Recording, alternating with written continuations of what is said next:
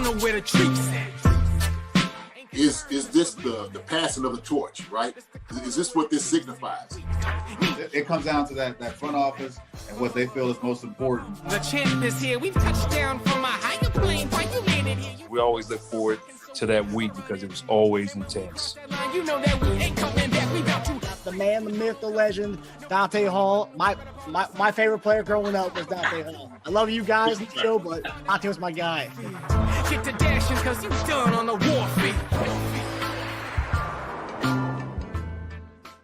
Chief Concerns is presented by BetOnline and Olipop. Marcus Dash here from Chief Concerns, and ladies and gentlemen, it is that time of the year. It's football season, and you know what that means? It means it's time to get in on BetOnline. BetOnline is the world's most trusted betting platform and your number one source for everything football. BetOnline has every stat, every matchup, and even live odds and spreads to bet on during the games. Think you know your stuff? Get in on our $200,000 mega contest and pick 5 games against the spread every week for your chance at weekly prizes and a share of $200,000. When the game's over, head on over to our online casino and get in on a game of blackjack or poker or unwind with one of our 150 slot games. Head to the website today and get in on the action. Bet online, the game starts here. Come on, baby, go.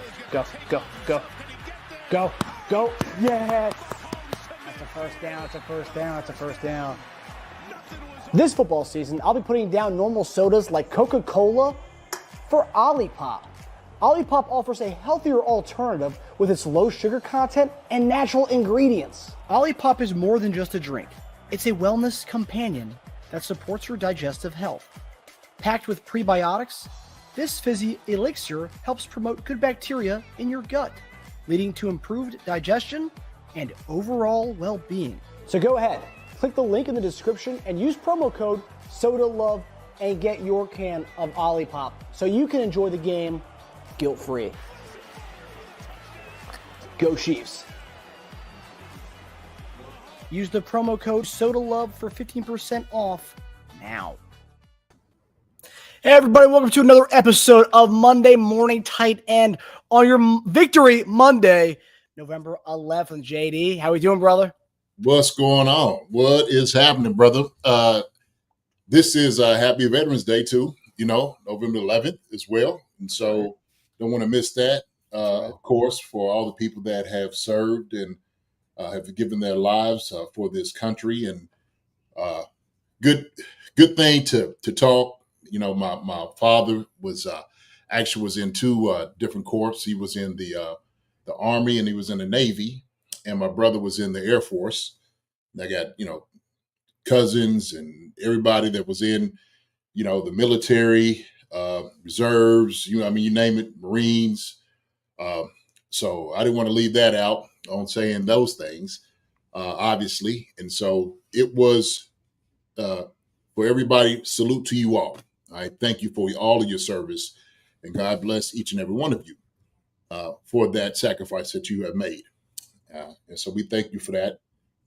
And also, too, brother, my mom's birthday was Saturday. What? My mom's birthday was Saturday, and I meant to talk about it. Obviously, the football game came up and whatnot, but I wanted to say, obviously, happy birthday to my lovely, lovely mother who just turned 90 years young. And she is thriving, beautiful, enjoying it. She's having fun with life, man. She's having fun with life. So it was a blessing to see her for her 90th birthday. We had a great time.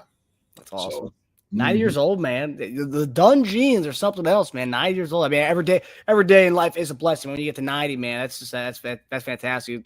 Great genes, man. Great genes. Yeah, no doubt about it. So, I'm so fortunate and so blessed, brother. When we look at some of the things that just the craziness out here, we forget how blessed we really are, in this world and in this life. And we should always show gratitude for the things that we have. Show gratitude for obviously the win that we got. So regardless of how we got it and what it looked like, we was able to bring that thing in. So Thank you all for saying that, Andrea Chanel. Thank you. Truly a blessing. Happy birthday to your mom, JD. Thank you. I will show this to her if I can to show that as well. Andrea Chanel, Jeremiah de Muertos, Chiefs going on. G-Pig, dub is a dub. Absolutely. Sarah 73, God bless her. Absolutely. Amen for that. Amen for that. Happy Monday. Happy Veterans Day, Hannah. Yes. That was your Brown report for duty. Chiefs Kingdom. Good to see you. I'm the Brown. Chiefs fan 1996. Thanks, JD. You're welcome, sir. Thank you for your service. Thank you so much. Let me see who else is in here. Let's see. Vegas Chiefs Kingdom. Good afternoon, JD Marcus. Good to see you, my brother. There's Sweetie G's in there. What's up, baby? All right. Let me see who else is in here. So we know, man, we sitting over here getting popular because we're doing all of the grades, Marcus, from this game. And I went in and I combed through it with a fine tooth, man. I was going through that thing, okay? Because I wanted to be fair. I wanted to be fair, okay? And I always say this. It's never as bad as you think it is, and it's never as good as you thought it would be, okay? And so you got to have a balanced approach to how you look at these things. I got on the offensive line, obviously on Sunday after the game, talking about it. I'm gonna give him a little break. Give him a little break, somewhat. Don't take away from what they need to do, but they play a little bit more solid than what I had initially saw. Okay, in some areas, I'm gonna put it that way. In some areas, okay, and like I said, I always want to be fair, the way that I'm speaking. But when we start breaking it down, talking about groups, how they're getting graded and whatnot, I do the overall group, and everybody knows this. And, you get to see us for the first time. I do the entire group. So I don't necessarily do individuals, but I may call an individual out, and may give him his, attaboys or somebody like, hey, man, you might need to do a little bit more work. So I think this episode of grading for Monday night tight end may be a little bit of that, Marcus.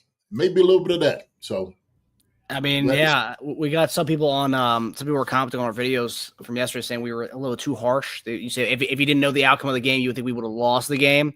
And in all measures, I mean, that was we very well could have lost that game. I mean, if we didn't get the block hit, we would have. Yeah. We would have. Okay. How many times does that actually happen? And we got a block field goal to win the game. Yeah. Other than that, man, we was dead to rights. We was there. All they do kick, walk off, see you later. We heading back, and they ride around. They probably brought their little pony they had, back in the day, running in the stadium or something. They put him out for the cart or whatever. I mean, yes, 16 of 14. When your quarterback's getting hit as much as Patrick Mahomes, I mean, there's a lot of takeaway. I mean, be playing in high school and low level college, and you play in the NFL.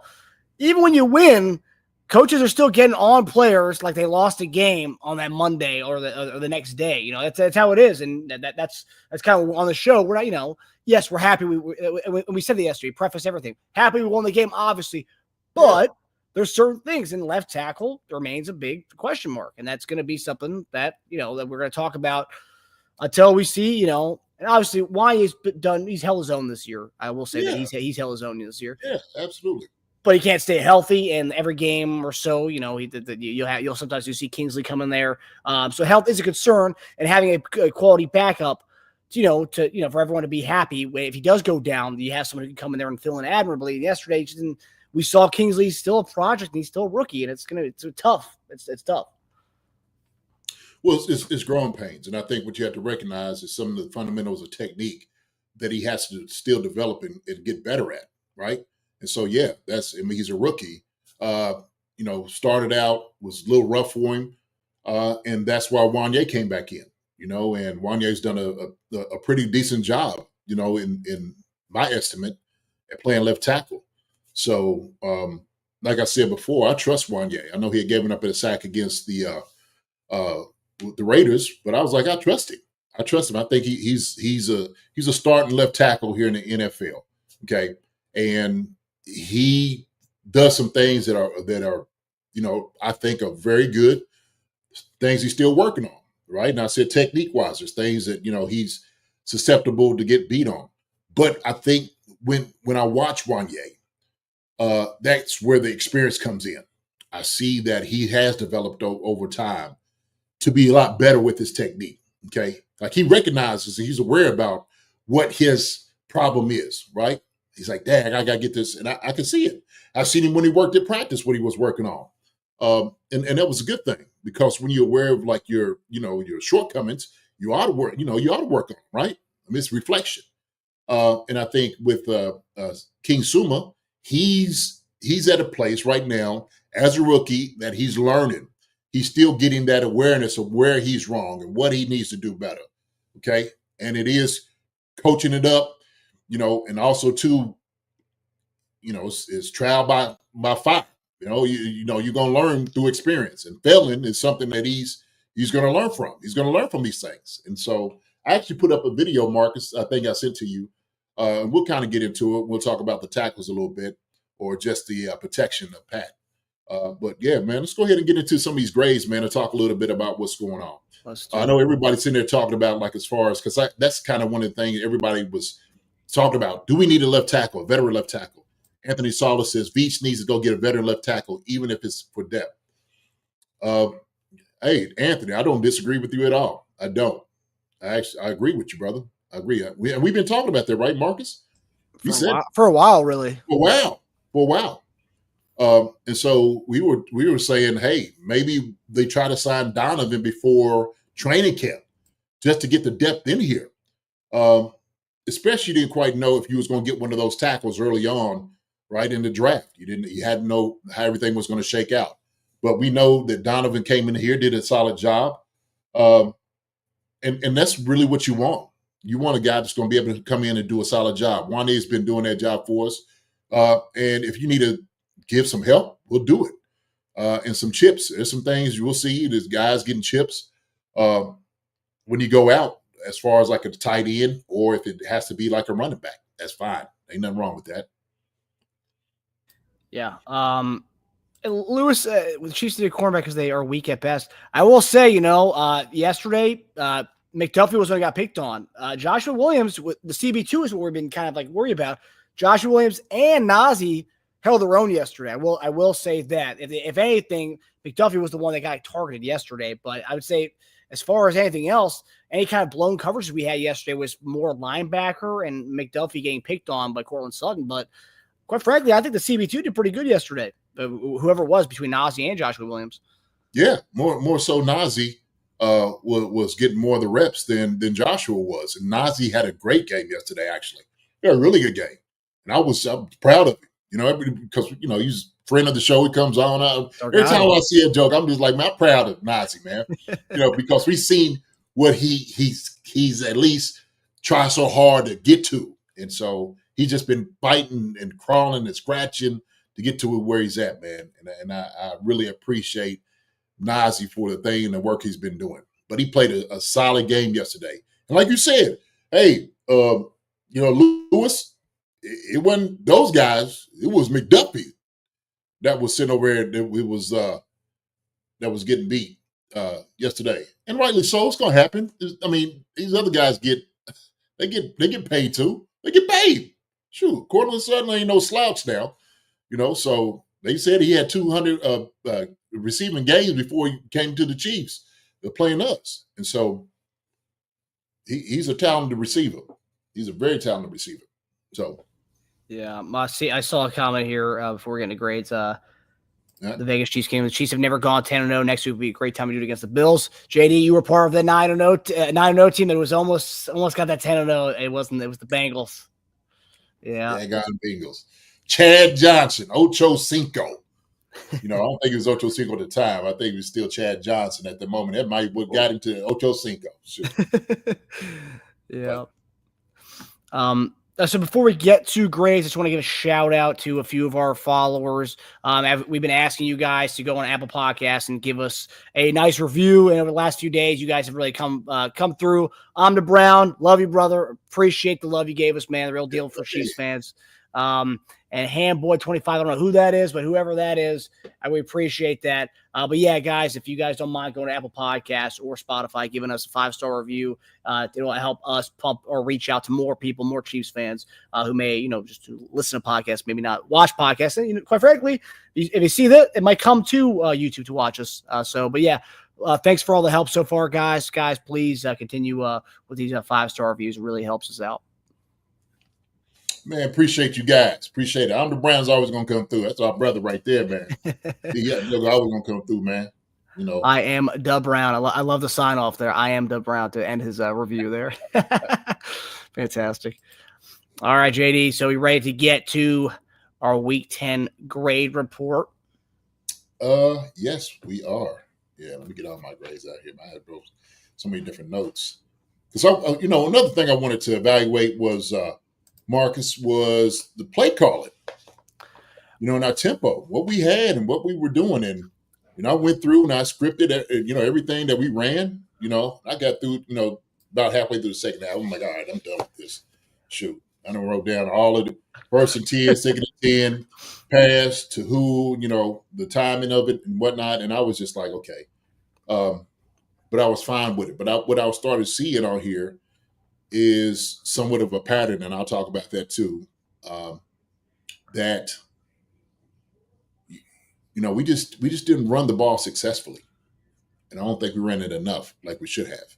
Yep. So when you do those things, that and if you're susceptible to pass rush, because these guys are a fast defense. That's why they're so effective. They're very elusive.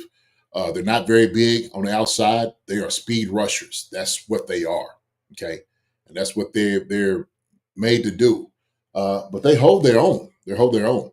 And once you start passing the ball against these guys, man, then that puts your tackles on an island. That's what they want you to do. Especially when Kingsley was in there, when they kind of primarily threw the ball while he was in there. They didn't run the ball enough while Kingsley was in there to help the poor kid out. JD, I did. So I think it was 2 weeks ago was our last grade show. I think it was John Clifford or Vegas Chiefs Kingdom said to grade coaches. So I added that in at the end. So grading Matt Nagy, Andy Reid's play calling, also Spags and Dave Tobe as well at the end. After we do positional grades, we go to coaching. So it's funny that you were already you already had those notes already for that. So we'll do that after the positional grades as well. Okay, all righty. So let's get it, baby. Let's go. All right, JD, our fearless leader, quarterback Patrick Mahomes, that Lewis Cuthbert is questioning big time on our comments right now. What happened to this? What happened to the so scary offense that the Chiefs is supposedly to have? Well, so I will say this, okay? I think Patrick was about as average as you possibly could for the game. He had some balls that got away from him. Just sailed over his head. There was one that, he was trying to throw to Kelsey in the middle. He was wide open over his head. The one that he threw to Worthy, out of bounds, just sailed on him a little bit, just tailed out. The one, could have put Worthy in the end zone over his head. I think it was another one he could have thrown to D-Hop, and I think it was over his head too. It was another one, like it was a couple of balls, like you saw through the game. And I don't know if it was the ankle that was bothering him, not pushing off, or like you said, they were talking about the win at the game. If I don't remember, the commentators are saying those things. So could have been effective, sure, maybe a little bit teeny tiny much for those guys that throw balls and wins all the time. Shouldn't be a factor. But one thing you can never discount about Patrick is his will to succeed and his will to win. And so anytime it gets down to where he needs to make a play, he's going to be able to do it. And that's what I love so much about Patrick Mahomes. And I hear all the time, Patrick's not playing his best ball, might be his worst ball they ever heard him play. Well, shoot, if you're sitting there saying, hey, Michael Jordan's having his worst season he's ever had, but he's still scoring, 25 points, 8 assists and getting 6 rebounds. I'm sorry he's not scoring 32, right? He's only getting 25. What he's doing is still stellar, okay? He's still doing a great job by all measures. You start measuring him against all the other guys in the NFL, and obviously that's what everybody's doing. I'm going to take 15 all day. That's what I want to have, because I know he's at the end, he's going to pull it out. That's just who he is. And so when you have a guy that has that type of, skill set, somebody that has that type of killer mentality, you want him. You want him in every single situation that you'll possibly be in, right? And so with that, Patrick Mahomes, I think he did a pretty decent job. I'm not going to kill him too much for the missed throws. Those things do happen. But I'm going to give Patrick, because he was able to extend some plays with his legs and get us in position. Oh, man. I don't know if I'm staying with this grade. Actually, I will. I'm going to give Patrick, I'm actually going to give him a B minus. You said you're never going to stay with a grade. Were you going to go up or down? Down. Okay. He B minus C plus is where I was going to be.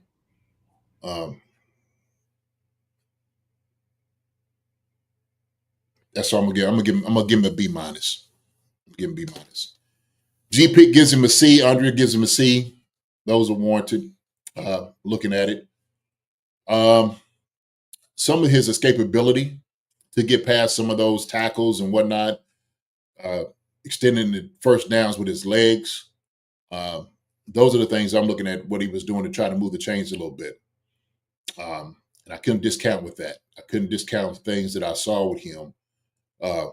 Trying to will himself and the team to win. So there was a few times that these guys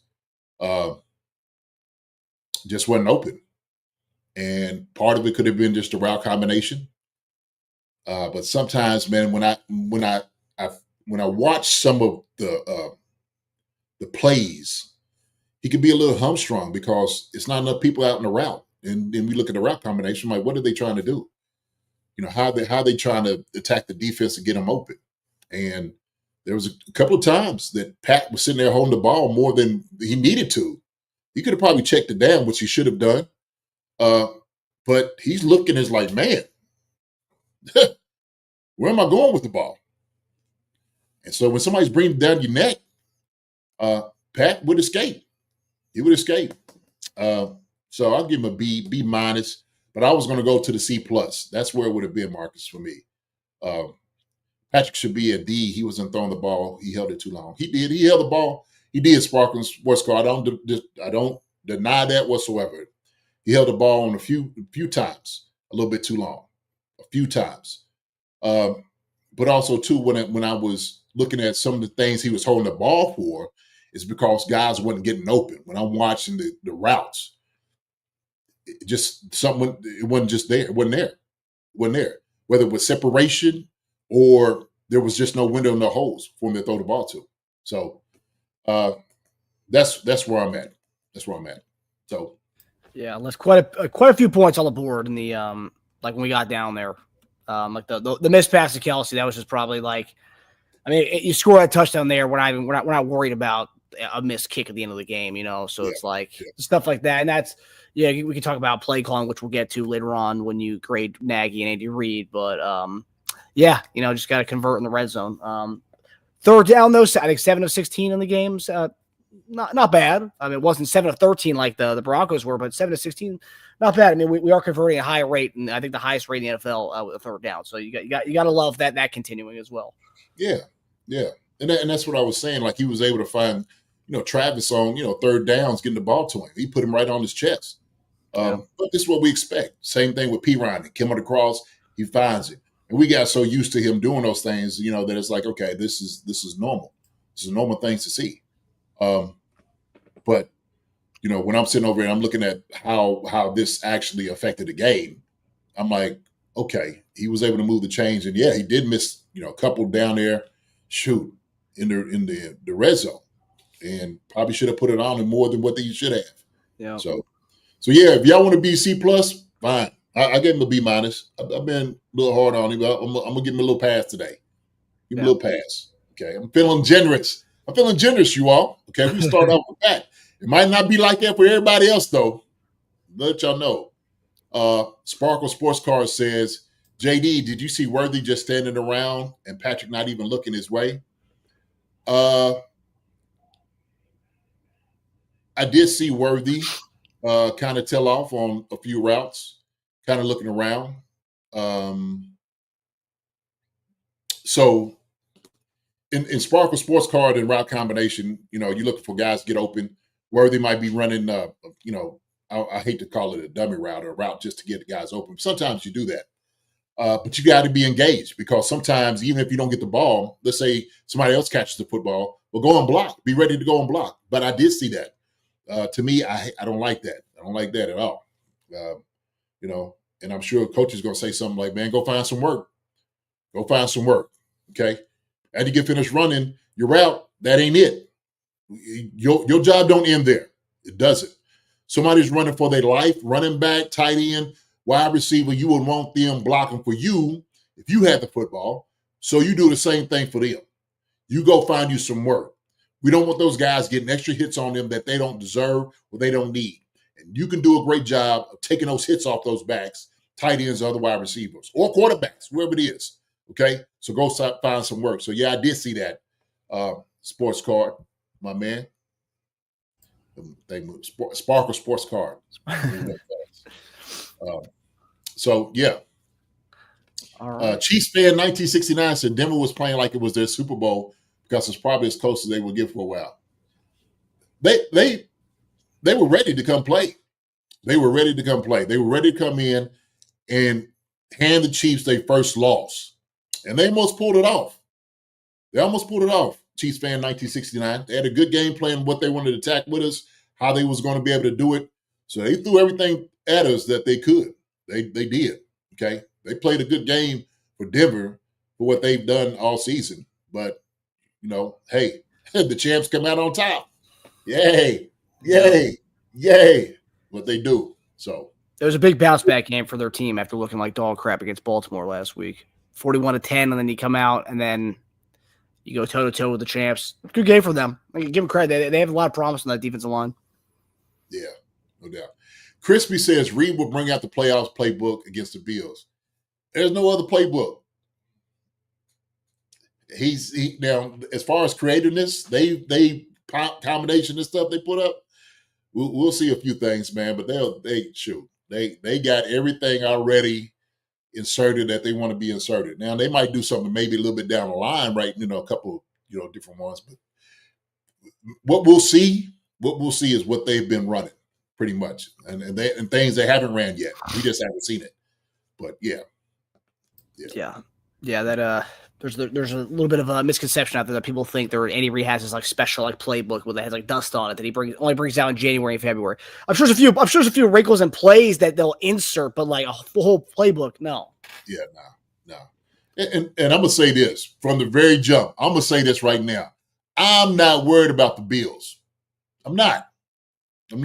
So everybody might be cringing and all of that. Man, come on. I ain't worried about them suckers up there. Yeah. We were 2.5-point underdog, JD, going into that game. Yeah.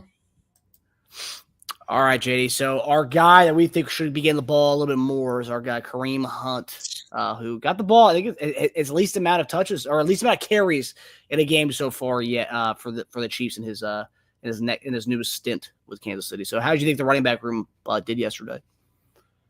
I think they did decent. There were some holes they missed. Kareem missed some holes. I think still came in. I know you say you didn't want to see him, but they gave the ball to him a couple of times and he ran hard.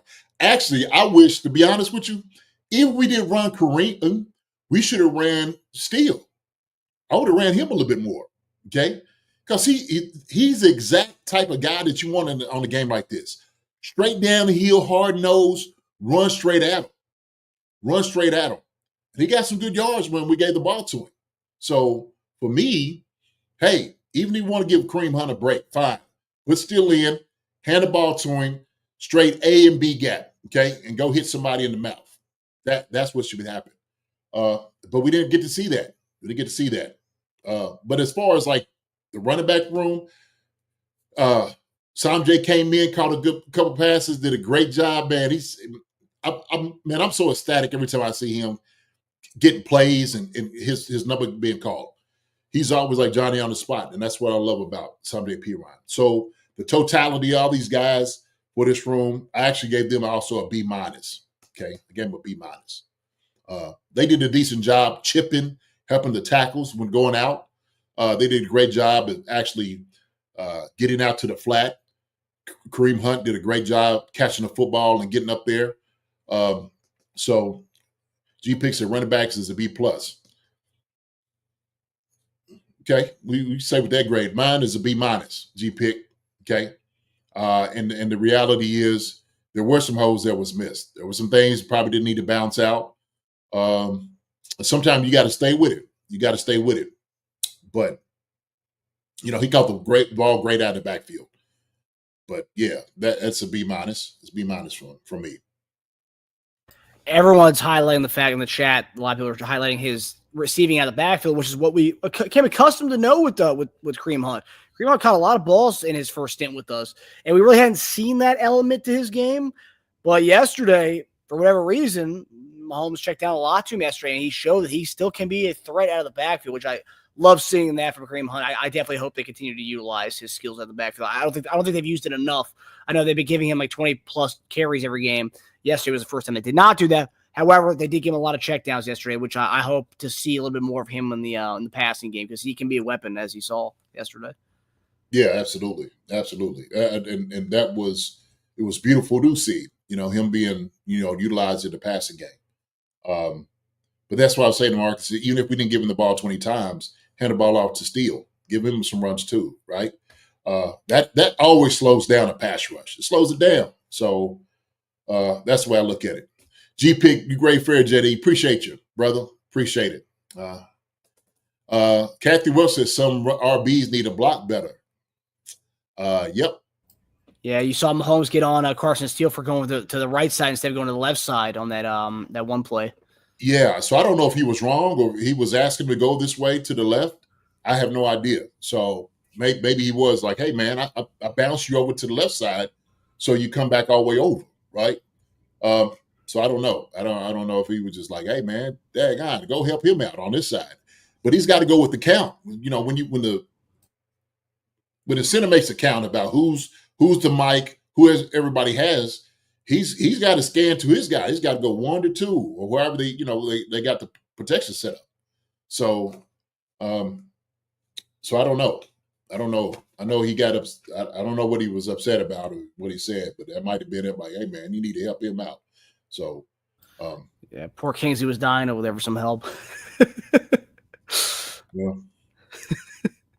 Yeah. Mm-hmm. Said, really wish we saw some sweep or pitches to counter the defensive push in the A gap.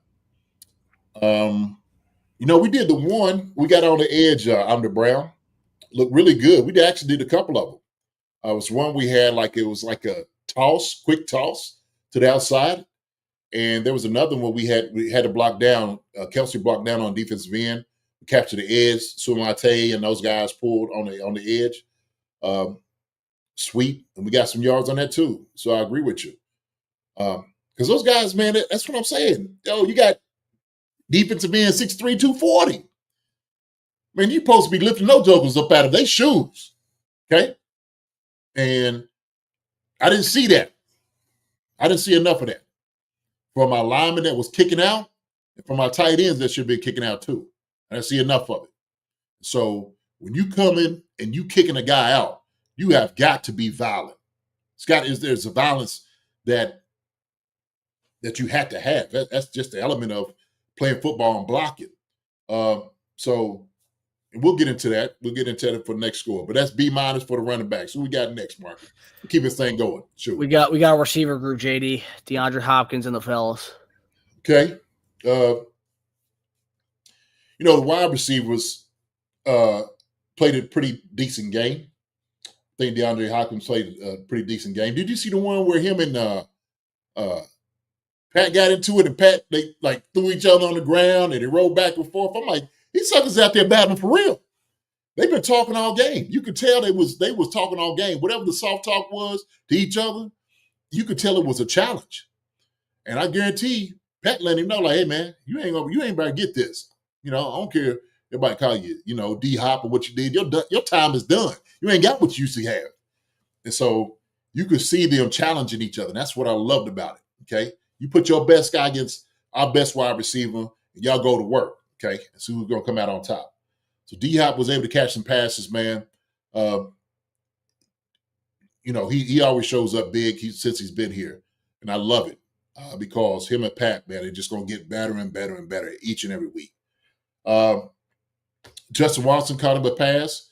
McCole Harmon got a little bit of some playing time, the wide receiver, catching some. Now, Xavier Worthy. Okay, we said him earlier, talked about him earlier. I ain't going to be too harsh on Rook. I ain't going to be too harsh on him. But I know now, because D-Hop's here, he's getting a lot of information thrown his way. Now it's about him applying all those different things to what he's learning.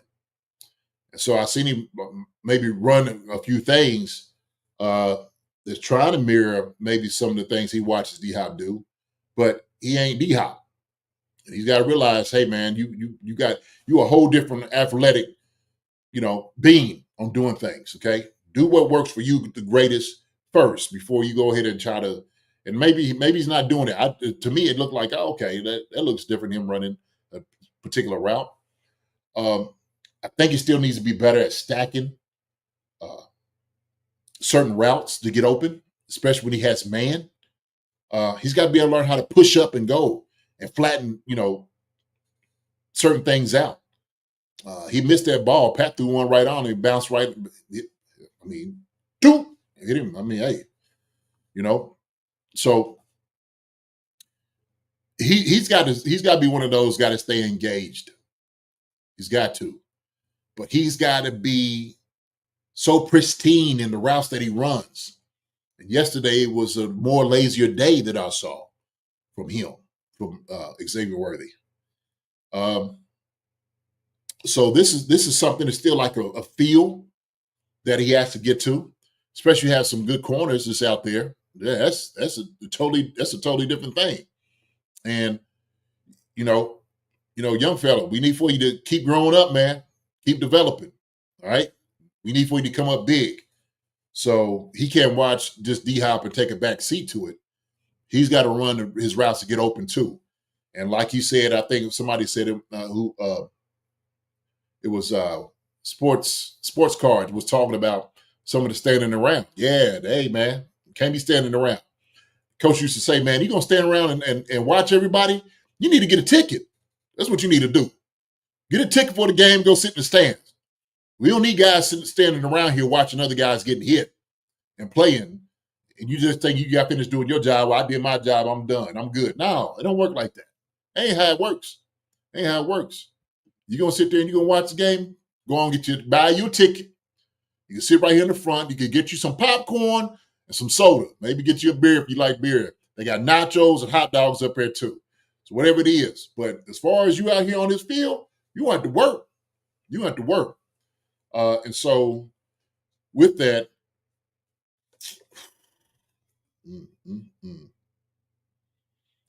there was times I just didn't see the receivers getting open like I needed to see them get open. So I gave these guys a C+. I gave them a C+, man.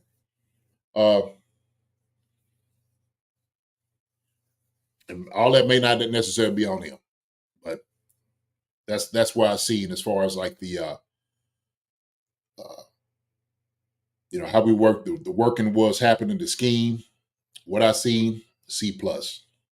Okay. Yeah, I mean, when you have a game where your leading receivers are Kareem Hunt and Travis Kelce, D-Hop, and then I think, just looking at this, okay, yeah. Hardman 1 catch for 3 yards, Watson 2 for 6, Xavier 1 for 11, and then Hopkins 456. So you had 3, 6. So you had 20 yards combined by 3 receivers between Hardman, Watson, and Worthy. That part. It's not going to get it done. Ain't going to get it done, brother. It's not going to get it done. It's not going to get it done. And like I said, I'm not going to put it all on him because you can only run what's being called for you. Okay? That's it. So, like you said, Travis, running backs is getting more passes and completions than our wide receiver core. It's a problem right there.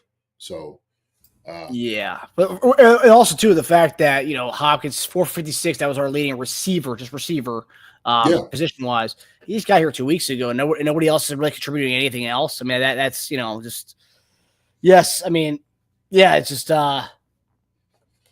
things got to change. We need help from that room. But Juju might be coming back this week, and I'm very excited to see how Juju looks with D-Hop and Kelce, given that, it brings another veteran presence there, another guy who can get open and be a possession receiver. So I'm actually really excited to see Juju in the offense with D-Hop. It's going to be very fun. Offense is going to be very fun this week. Yeah. Yeah, Vegas Chiefs kids. I was only talking about receivers. I wasn't talking about tight ends, which that's the next JD. Tight ends? Okay. Yes, sir.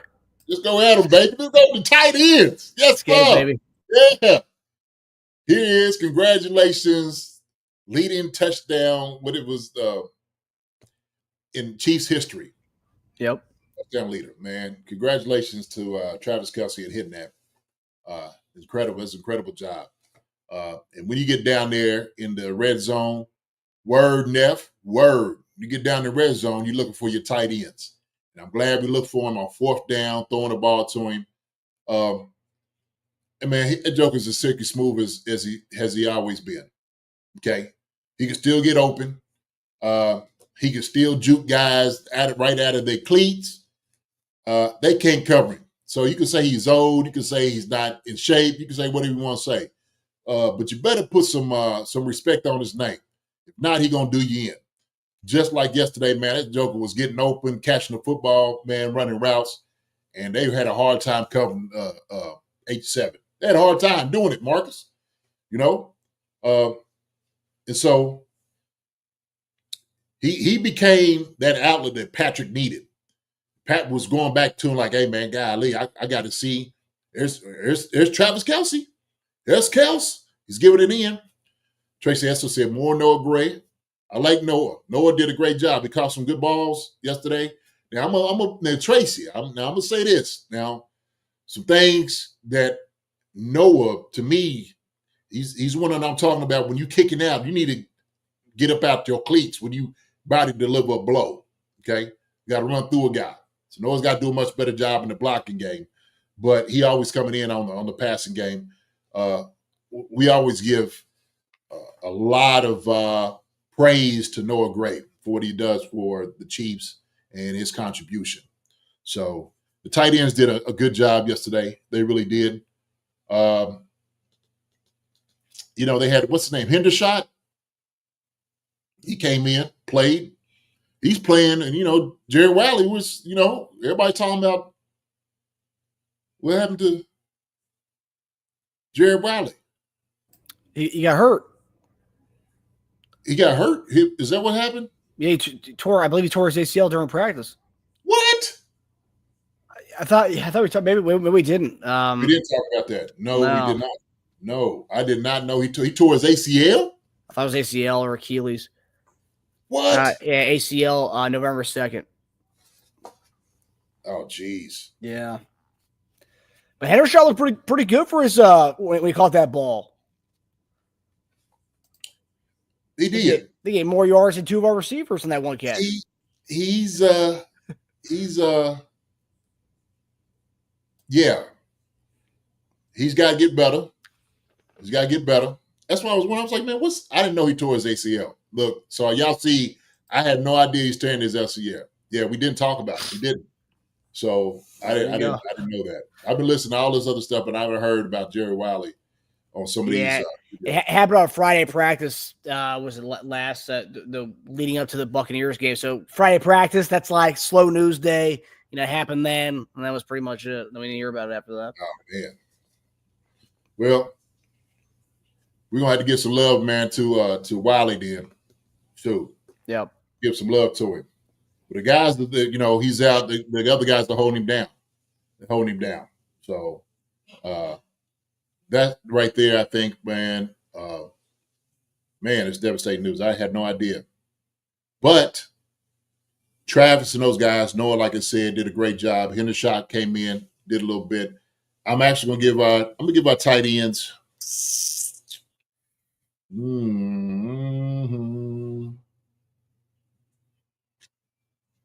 Oh man.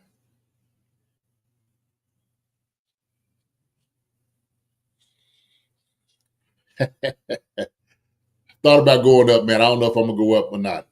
I'm gonna give him a B plus. B plus. Interesting. Yeah, B plus. Yeah.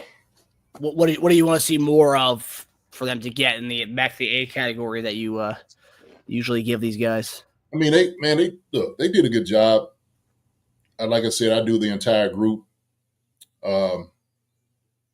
Some of the chips didn't look so clean when we helping out.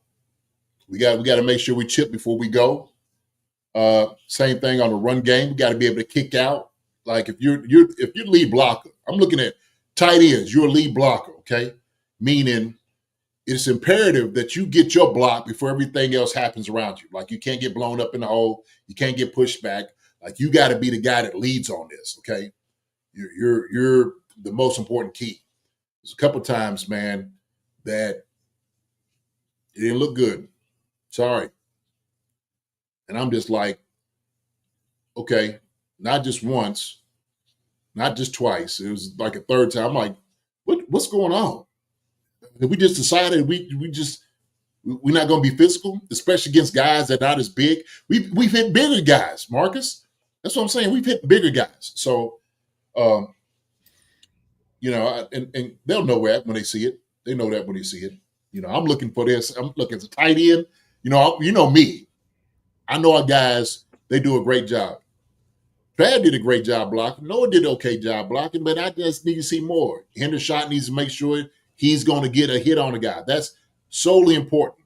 One of the sacks that happened, Hendershot was supposed to get a chip on the guy, and he absolutely missed him. Almost, I think he propelled him past Sumate. It almost looked that way. I had to go back and keep looking at him. Like, did this little pushy and nudge he gave him, did that kind of help him? I don't know. But I know he should have got his hands on him to slow him down initially, and it wouldn't have been a sack there. So, B plus. No, I agree. I can do everybody, Marcus. I agree. Also, Kelsey tied TG for most touchdowns in Chiefs history. Oh, so he has to score one more to break TG's record. Do you think that comes this weekend?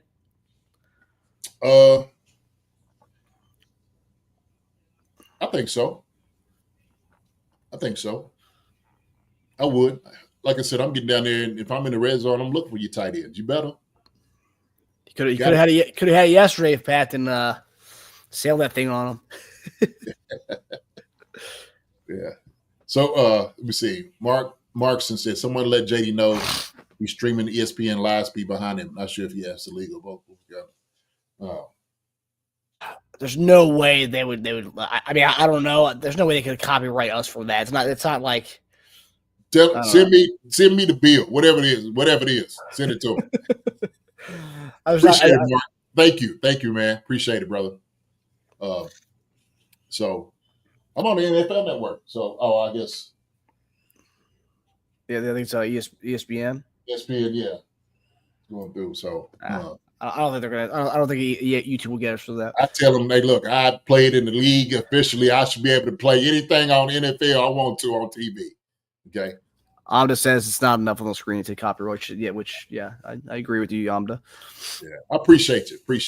Yeah, we appreciate the flag, though. Appreciate Oh, it, yeah. Mark. Thanks, Marcus. No, I appreciate you, brother. I do. Thank you for looking out for us. I love that. See, that's what our folks look out for us. The family, baby. I love them. I love y'all.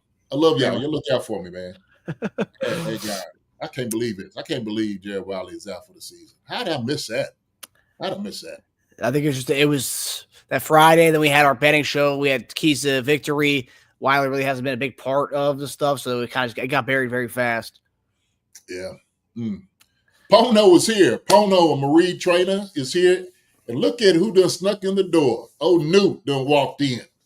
Look at Newt. Pono says, hey, Jason, when do we elevate Driscoll? He has to be better than Queensley and Wanye. No. I doubt that is the case, Pono.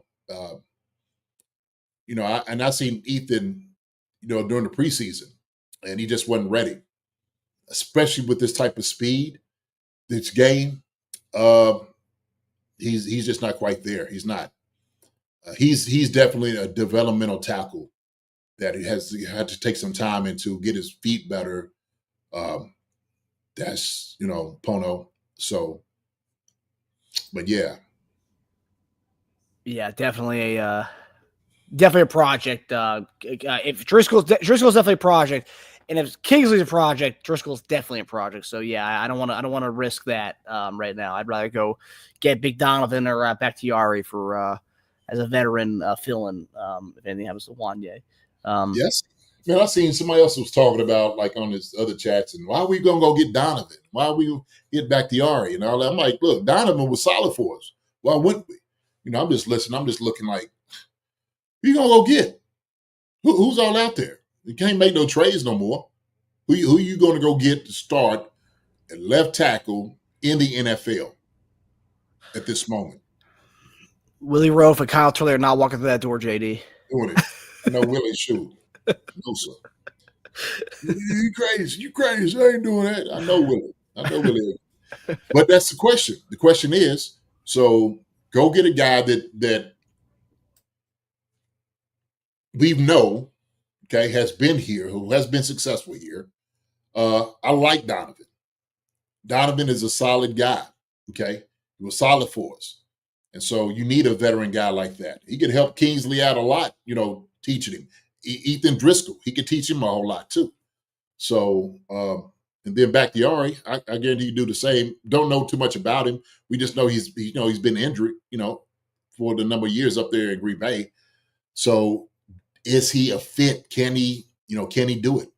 Will those legs and knees hold up? That's the question for him. So, yeah. But JD is the long-awaited grade, and I think a lot of people think you're going to go in on the offensive line today. I thought you were yesterday. We kind of joked about the grade for the offensive line. I was like, he's gonna tear these guys to pieces. I'm very, very curious to see how you do it tonight. I'm gonna just break it down. I'm not gonna tear these guys to pieces. Arrowhead News and Rumors. What's up, man? Good to see you. I don't think I've seen this name here before. Good to see you. Glad you stepped up. Came in here, say what's up to the guys and the fellas. So we're going to talk about O-line right now, Marcus. So here's my thing. And I have the video if you ever wait. Just let me know when you want me to cue it up. Okay. Like I said before, a lot of it has to deal with, just, the technique, what you're playing, especially against a speed rusher, a pass rusher that is primarily used for that job. And we knew putting our guys out on the island without getting a little bit of help, I think, to me is irresponsible. But we understand that they do need to do it on their own at times. You just have to. And that's what it's about being in the NFL. That's why you get paid the big bucks. Because we do expect you to do your job and do it well. So, with the coaches, man, we know they had to invest a lot of time in getting these guys right. And I'm sure they've done the same thing. Andy Heck's probably put a lot of time in trying to get Zumaite in and getting him right. Andy's done talk to him as well. But Wanye's the guy. He is. Wanye's the guy for us. And the thing is, him and Bonito played together, I guess, at Oklahoma. So he was, he knows him. Been going against each other in practice. But the O-line at times didn't come off the football, not consistently like they should have. And it wasn't just our tackles that was getting beat up. And there was a lot of inconsistency with Creed Humphrey too. Creed was getting blown off the ball. He was getting pushed back. Joe Thuney, same thing. When Joe's coming over to kick out, he's got to destroy that guy. And so I don't know what it was or what it is. I don't know if the Denver defense, they were just so hungry that they weren't going to be denied. But it comes down to when you're in the trenches, it's about who's going to be dirty and grimier. Like, it's going to be a brawl. It's going to be a fight. And those guys know that. We know that. But at times we just didn't get it done like we should have, especially to our standard of how good we are. Okay. But what I will say like this, Duran said Chiefs won't face another defensive line like Denver except for when we play Denver again. Yeah. What makes them so good? Vance Joseph knows us. And where he had his linebackers living and what they wanted to do with attackers, they were dead set on doing it. They was going to do twists. They were going to have guys that were going to spy Patrick. Like, they had a game plan together how they was going to stop the Chiefs. They did. And they executed pretty well. And they knew they had 4 guys that was going to be able to hit home, that are thin, can get low, bend, get skinny, to get around, to just disrupt the things that Patrick does. And when the Vegas was talking about, Antonio Pierce was talking about cage rush, they were actually doing it. They were pushing the pocket, so you didn't really give Patrick no room to run outside. And then coming up the middle, you took away that too, the depth of it. So a lot of those guys were just pushing the pocket. They were. But that's how good Patrick Mahomes is. Seriously, to escape some of that.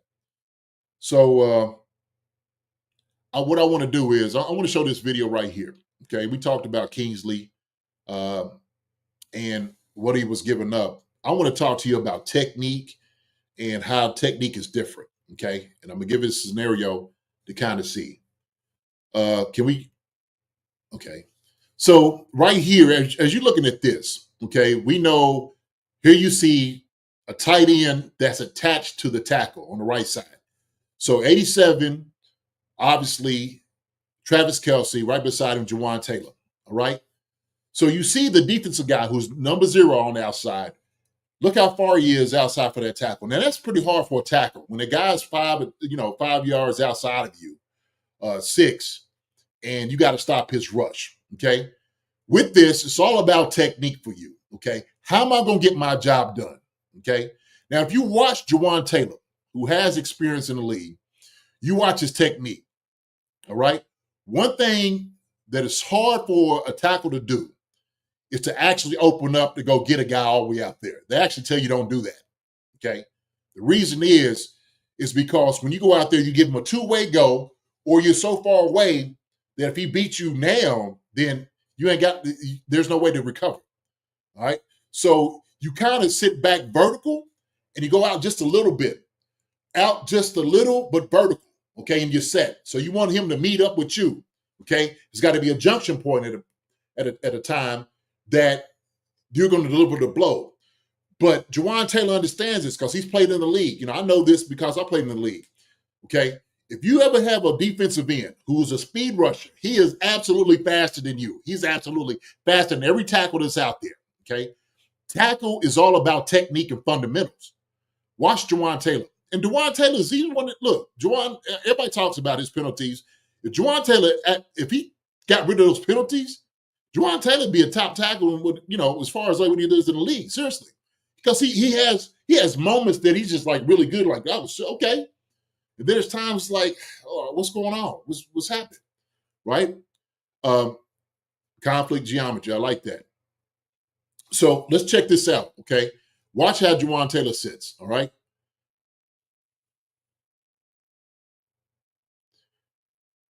So what I've done is I slow this whole thing down. So watch how he takes a step out, okay? So you see the hash marks where he's at. He takes a step out. Now watch it get a little bit more vertical. See that? Now he's more vertical now. That's great technique right there by Juwan Taylor. You see that? So he cuts him off. So the speed rusher is cut off now. He understands he's got to beat him at a junction point. And the guy understands this, right? Like I said all the time, Patrick retreats deep, more so than a lot of other, quarterbacks. So they know they just got to get back there where Pat is, okay? And they talked about that. And they know exactly how far he sits. When they watching film, I'm watching film. How far does Patrick Mahomes sit back? Does he sit back at 10 or 12? So if I'm a pass rusher, I'm thinking I got to beat that tackle to that junction point. Juwan Taylor say, hold on, before you can beat me back there, let me take a technique, okay, to get all the way back. I can meet you at the junction point where you don't beat me on the outside, right? So here he goes. Good job by him, by Juwan Taylor. All right, give me some room. Now, we're going to look on the other side, okay? Same scenario, all right? 2 tight ends over here on the other side, right? Sumate, left side, number 76. You actually got 2 tight ends attached. Then you got the outside guy, number 15, Sumate. So Juwan Taylor, we said you got to do what? Sit straight back, right? Junction point. Watch what Sumate goes. He goes all the way out there to you can't do that. You beat. When he goes out there to this guy, all right, that step right there, he's already beat. He's already passed it because he didn't get vertical enough. There's no way he can catch up to that. Look at him. He just put his hands like, no, man, I'm out here. It was too clean. It was too easy. So if you sit there, it's technique-wise. That's what's hurting him. You don't sit all the way out. You come back vertical. If he came back vertical at that point, he might have been better. The junction point right there it gets beat on the junction point. So I rewind it again so we can see what Juwan Taylor does, right? He don't jump all the way out, vertical. Does that make sense? Everybody see that? Do you see that, Marcus? And it's subtle things like that, man. When we sit there, we talk about, when you're playing a team in a pass rusher, you got to know going into the game how you're going to attack these guys. You got to have your technique and your fundamentals down. They got to be tight. They have to be. I mean, these guys are too good. That's one of the reasons these suckers are getting paid $30 million on the other side. You know what I mean? So all they're looking for is, man, I'm looking for a tackle to mess up. And if I see he's not setting back far enough, he jumps out here to me, I'm already beating him. So coaches see that, defenders see that, they know how they're going to attack a guy like him. And Bonito was like, oh, shoot, he done jumped all the way out here. Too late. I'm past you. All I need to do is just knock your hand down. I'm already around you at this point. So Sumate, he doesn't have that experience yet. He doesn't. And so when you have a tight end out there, you got to know when a guy's wide, you got to have a different technique. You just got to have a different technique. Now, this picture, what I have on here, Marcus, right here, is I want to show you how far Juwan Taylor's sitting back. This is illegal. He is not breaking the plane of the center. And the reason that is, and I told you this before, is look how far Trey Smith is sitting back. All right? Look at Joe Tooney on the other side and look at Trey. You see that? What's the problem is Juwan is lining up on Trey. And that's part of the problem. And so that's what gets him in trouble. He is not breaking this plane of this center. So I don't know if he got a warning on this. I don't know if it's, but I had to show that from the side, like, look, he's got to know. I had to tell either Trey, man, you got to scoop a little bit, or he's just got to line up right beside Trey. You know what I mean? Yeah, because Trey's helmet is where Creed's butt is, and Tooney's more up closer to Creed. Yeah, and that's where he's supposed to be. He's supposed to be right there breaking the plane of that center. That's the rule. That is the rule. And he's not. He's back there about between the numbers with Creed's jersey. So, and I get to trying to get that advantage, man. This guy on the outside, zero, he's coming. He's leaning. He's ready to go. So you got to get out there fast. That's why Juwan jumps out there fast, because these suckers are fast out here. That's a tough task out there. It is a tough task. So ain't no slouches as playing tackles around here. All right. Juwan Taylor is a good tackle. You need to stop the penalties. We done talked about that. It's things we need to do. Okay. This is another one right here. We ran power a lot of different ways, and we just couldn't open up the lane. You sitting there and watch Joe Tooney come in. All right. We're watching this. This is an easy block. He pulls, kick out, 0. Noah Gray hits that. He should be going up to 55. Actually, Trey probably could let him go and went on up to 55 and let Noah come up there for 40. But this is the hose we didn't have open. This is what happened. They just squeezed this right here. Outside contain, wrong arm. We tell defense, wrong arm that guy, okay? And that's what you can't do. If he can't kick you out, then you won your job. You've done everything you had to do. There was no reason, nowhere for Kareem Hunt to run. There's not. There's no room. And so what he tried to do is, man, I can't run in here. Let me bounce it. Well, they too fast. They want you to bounce. Because guess what? They got the safety up. They got the corner up. Linebackers are fast. So bouncing, it doesn't help for us. This is what we was facing all night. We need to get more movement on that. Juwan Taylor, more movement on 93. That's not good enough movement. Look, he's too high. You can't hit a guy like that. That's too high. Too high on that. I guarantee Andy Heck saying the same thing. You're too high. You're not grabbing grants. You got to get up underneath this dude. You got to bench press this guy. And he's got help. So Noah's got to give him a little bit more help, go up to that linebacker. But this is what the hoes looked at. Power should work. Power should work. I don't know if we got time. I was going to draw power up on the board on how it looks. But, yeah, go for it if you want to, JD. Well, if I get it, I'm going to give you the full screen, JD. All right. Do a little football lesson here. I think I might get power drawn up.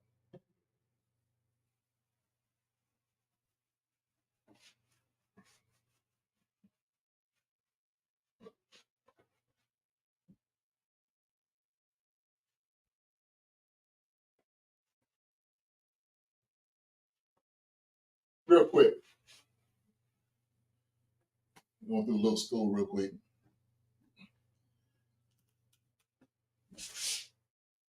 Sometimes either under defense.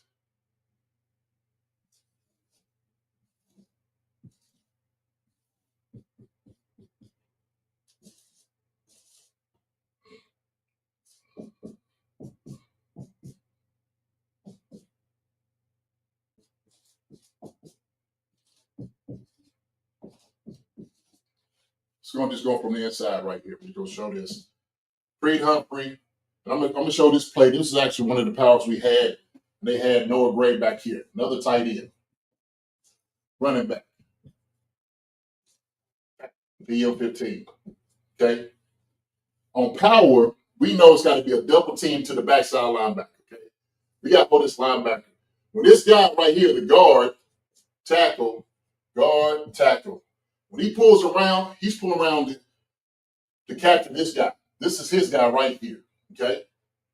These two guys, all right? Creed Humphrey blocks all the way back. He's got a hand to this defensive end. Okay? This guy comes all the way back. They double all the way up to the backside linebacker. This is how power should look. He's kicking out defensive end right here. That's how power should look. Creed Humphrey comes around, not Creed, but Joe Tooney runs around. This is where that lane is, right there. Okay? It's A and B gap play. We say it's on power. A, B gap play. It's primarily the B gap. The only time you run the A gap is when all the linebackers and everybody runs over top of it. Okay? That's how power should look. I mean, you draw that up. That's power all day. So when two guys come right here, it's called ace. These are deuce. This is trade. This should be a trade call between the tackle and the tight end going up to the linebacker. That's how power should look. I don't know if they can see it or not. Could they see it? I don't know how big it looks like when I don't have the screen all the way up, but that's classic power. That's how you're supposed to block it. If this defensive end comes here and spills on this tight end, this wall right here cuts us off, he has nowhere to go. Once he bounces on the outside, hey, that's a no-go. Buyer beware. You run outside here, buyer beware. What Jimmy Ray used to tell us all the time. Because there ain't no help out there. This has power. That's how power looks. Drawn up.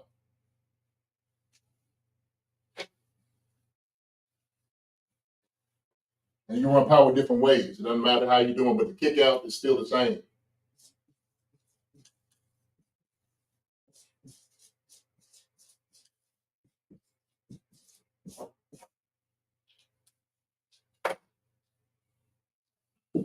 So power is like one of the things, like it's a classic play that if everybody's doing their job, you should be gutting guys all night with it. Should be gutting them.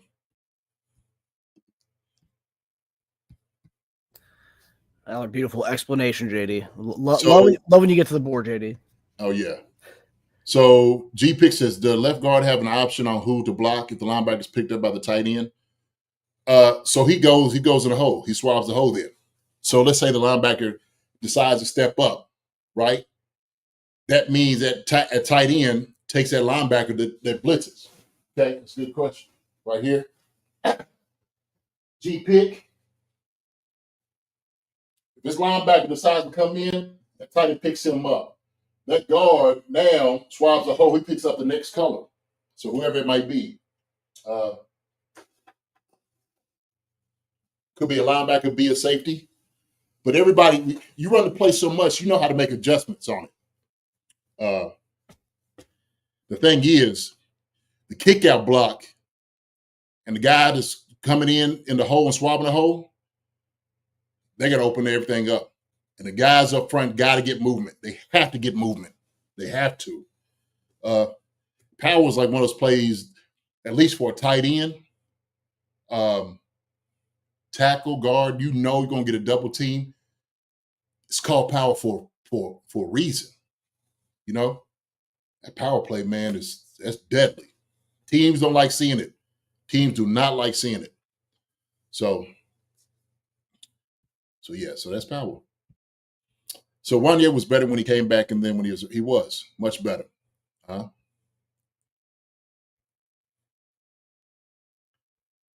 love this white stuff, Jason. I miss John Madden. Yeah. Good stuff, man. I shoot. Got plenty of stuff. Please say boom. Next, please say boom. Boom. So there it is. Booyah! Whatever. Boom. There it is. We lay it down just like that. But so with that, everything that y'all showed y'all technique-wise, what we weren't doing well as far as like the running game, O-line is they're much better than what they showed. I'm gonna give them a C-. That's what I'm gonna give them. Wow. C-. It's surprising for you. You thought I was expecting you to be ruthless today. Go like a D-. Now, you know what, man? I told you it's not. When I went back through, it wasn't as bad as I thought it was, and it still wasn't as good as as it should have been. Okay, right. But it wasn't as bad. I went through it. I'm like, okay, hey, all right, maybe not as bad. There was times that I was shocked and surprised that Creed got beat like he did. And if I started grading different guys, man, might be some other ones right there. The C- is where I'm gonna give them. Shoot, they could be D+. But if you're looking at, oh my gosh,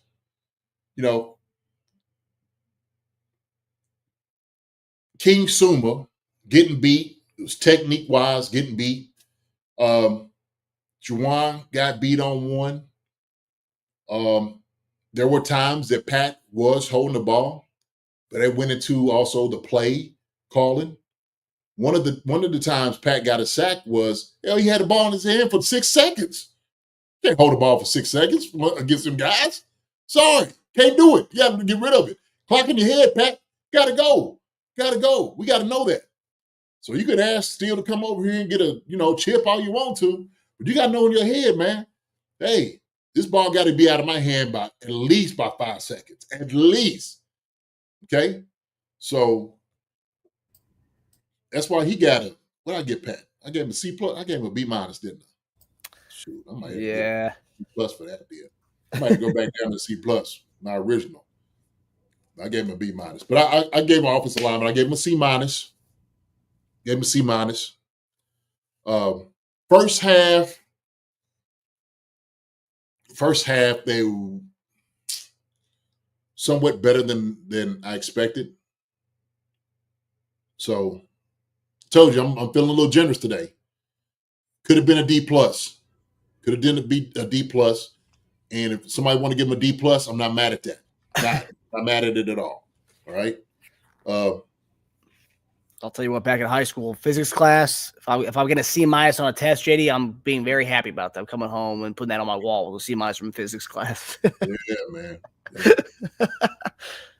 Oh, so generous today, Marcus. I'm being generous, man. You are. It's for those of you who don't know, it's JD's birthday week, so maybe that's why he's feeling a little generous. Yeah, it might be it. He's jolly spirit. And I'm circling the C plus for Patrick and a D plus for the O line. Okay. So. All right. Yeah, it looks like everyone. Some people said they thought you were going to give him an F, but everyone has a C in here. Yeah, C minus C is what everyone's going with. So, yeah, you're right with it. Appreciate it, with you, all. Thank you. Oh, you give Denver's defense an A. Them suckers came out to play.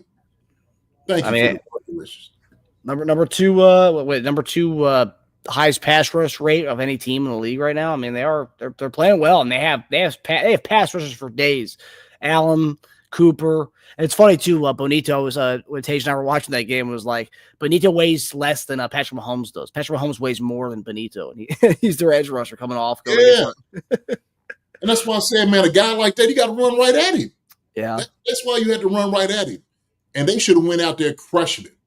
I see one time that we ran that. We were just talking about getting onto the outside, and Sumate got out there and he didn't really hit anybody. He kind of. And I've seen Andy like, what are you doing? Like, hit somebody. I think it was about the end of the day. They was like, okay, that's enough. That's enough. Yeah, at that point, they're like, why are you good? Can you come back in the game, man? Can you come back? Can you give us something? Yeah. Thankfully he came back in. All right, so now we're going to the other side of the ball, JD. The defensive line. This play right here, FAU, man, he shows every week he's starting to show some flash here and there. FAU, I mean, he played well. The reps he gave us yesterday, he played pretty well. This is the reps he gave us, the limited reps he gave us. But that was a nice play. Showed his athleticism on that play, angling Bo Nix to make a move. Yeah. The D-line yesterday, what I was seeing, they played a pretty decent game. I didn't really see anything glaringly wrong as far as things they didn't do.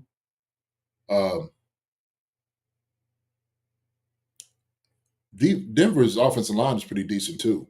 Watching them guys, they are all right, okay. But our guys came in and made some plays, running the ball down. Seen a lot of speed when they were getting outside of them. They were pursuing, and I love to see a defense that pursues, especially a D-line. And they did a lot as far as holding up. What's that? The Inez or whatever that they running back. Estime. Estime? Is that, yeah, Estime. I couldn't remember. Yeah. he looked pretty solid. He's a solid guy. Where's he from? You know? I'm not sure about. They have pretty good stable of backs, to be quite honest. Yeah, I Him, thought Williams gonna get out. McCoon. He went to Notre Dame. Estimate went to Notre Dame. Okay, all right. And I was surprised the amount of work that Javonte Williams did not get yesterday. I was surprised Me he didn't too. get touched the ball at all. Me too. I was really shocked. I'm like, are they trying to filter him out? Like, this is gonna be it. After the game, P. Ryan was talking to him on the field, so maybe he was like giving him the hang in there kind of stuff. Yeah, he's like, I know they got rid of me too, so you know what it is. But yeah, the D line did a pretty decent job.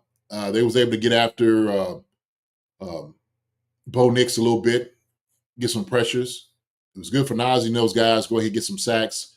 But I think they just played a solid game.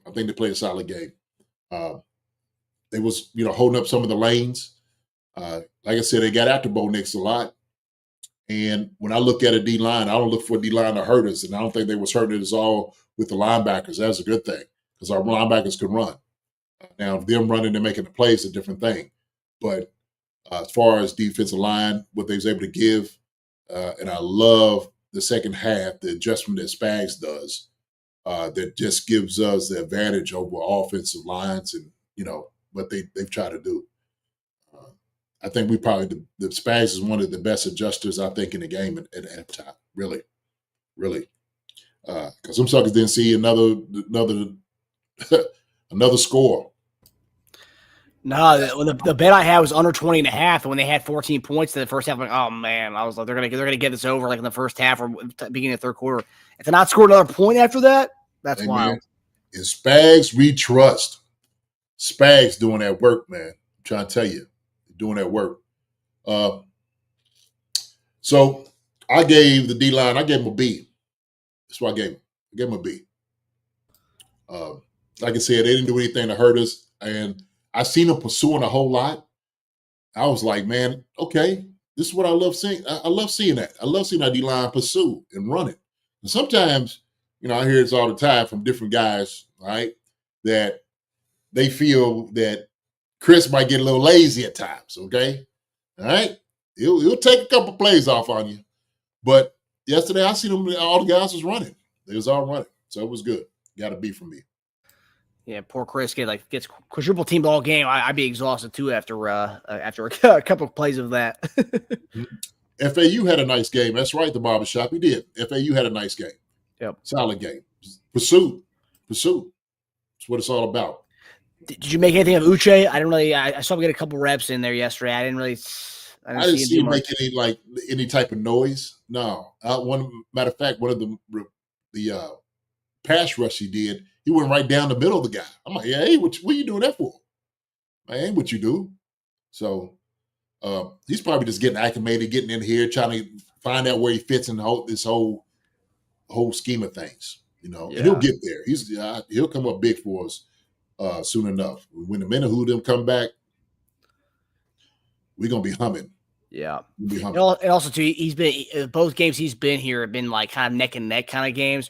We haven't been able to have a good lead for him to just send the dogs on the quarterback. We haven't really had a chance to just send the dogs on the quarterback yet because we've been Tampa Bay overtime, and then yesterday the game-winning field goal, 16-14. I mean, he hasn't really had a chance to showcase his go get the quarterback with a 2-possession lead.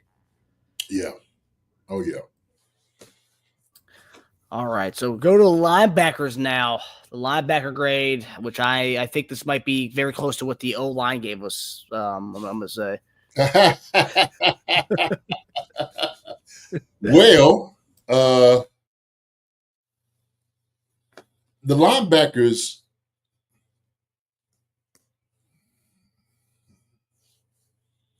there were some plays made by Bolton. Actually, he made some plays. The one down there where they scored a touchdown, it looked like it was a blown coverage for him communicating. Was somebody else supposed to pick him up? Why is he passing him up if he's supposed to be banned? Somebody crosses your face, do you have him? That's the question. As far as the defensive scheme, it looks like he blows the coverage, that's touchdown.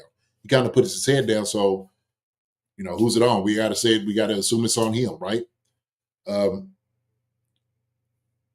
Drew Tranquil didn't really have a good game either. He made some plays. He was kind of up and down, but he was out of position. He was getting blocked. But then there was times he would kind of step up. Leo was pretty decent job. Obviously made that block at the very end. There was a couple plays that he ran down, but I was looking at totality of the linebacker core. Went terrible. I like our linebackers. I like our linebackers a lot. I'm gonna give them. I'm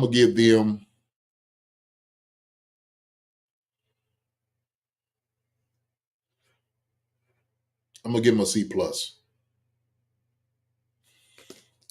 Yeah, I'm gonna give them a C plus. That's kind of what I figured. Yeah, that might be yeah. I'm stay with that C plus for them. Yeah, I've seen a few people, a few of our YouTubers have commented on some of our videos, just talking about Drew Tranquil's been kind of, I wouldn't say disappointment, but it's kind of his play this year hasn't really, as far as guarding running backs, as far as kind of being lost out there in coverage, it just hasn't been the best this year with that. It's kind of a decline in his play from last year, where he was just he was all over it last year in coverage. I mean, what are you noticing from just Tranquil's play as far as coverage this year? Up and down. There's some games that he's been brilliant in. And, as far as covering and whatnot.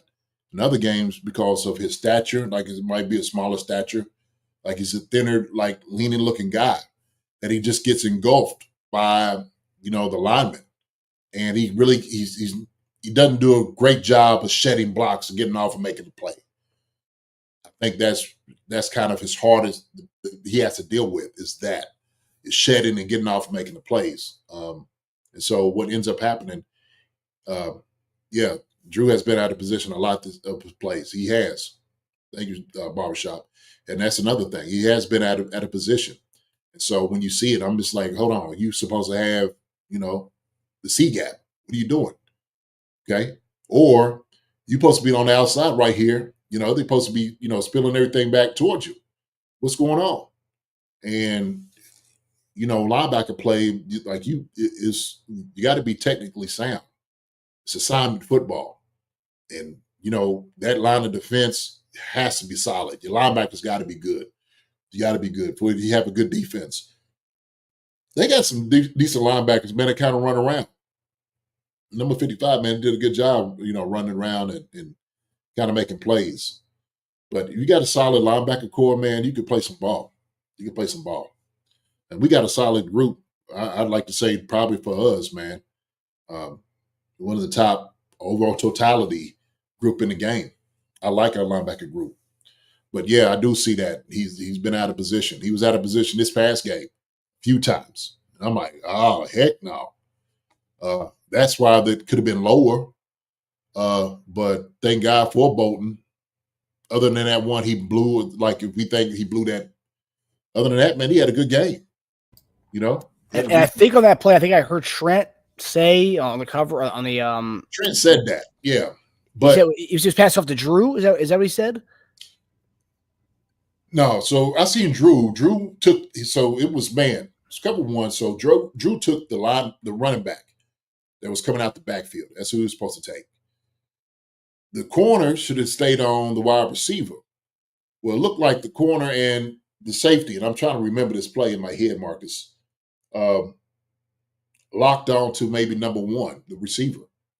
And so I don't know if they were supposed to bracket him or if somebody was supposed to play down in that area where Drew vacated because he went in and took the back. Well, that only leaves the Mike linebacker to have that guy that's coming over there unless the safety comes off on him and takes him. So I don't know. That's the way it looked. And then Trent said the same thing. He was like, well, you just passed him off. Well, who's he passing him off to? If ain't nobody, ain't nobody supposed to be over there in this man, then that's yours. That's your guy.